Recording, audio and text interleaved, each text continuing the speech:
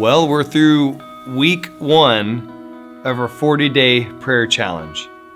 And simply put, it's been amazing.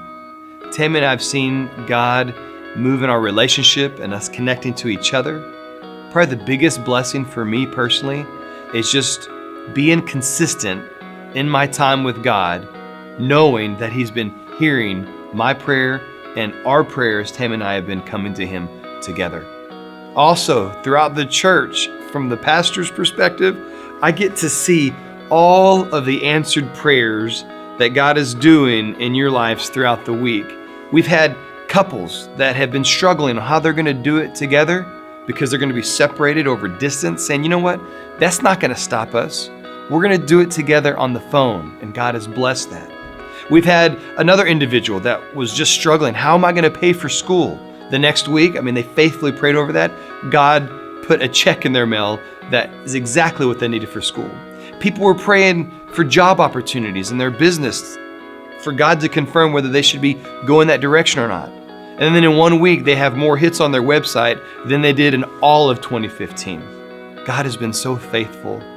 It's been amazing to see what He's been doing just in a week. I pray that you would just continue to speak to your Father about the things that are on your heart.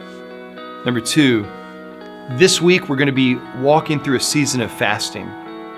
And I know many of you are worried about that, scared about that. Can I do it? The answer is simply yes, you can.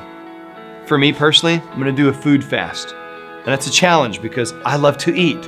And that day that I do the food fast, I'm just going to be praying every time I get hungry. And if you choose to do that, approach it intelligently, plan it, and then stay faithful to it and see what God does as you pray to Him, maybe a dozen times or more in one day. Some of you may be giving up media or television. That's great as well. Just keep praying to Him as you feel the desire for those things to come upon you. Our family also has chosen to fast from a particular TV show that when we get some free time, we watch this one show.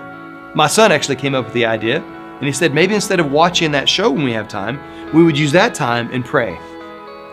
Yes, son, that's a great idea. We're going to do that. We're here for you. We can't wait to see what God continues to do in these 40 days of prayer.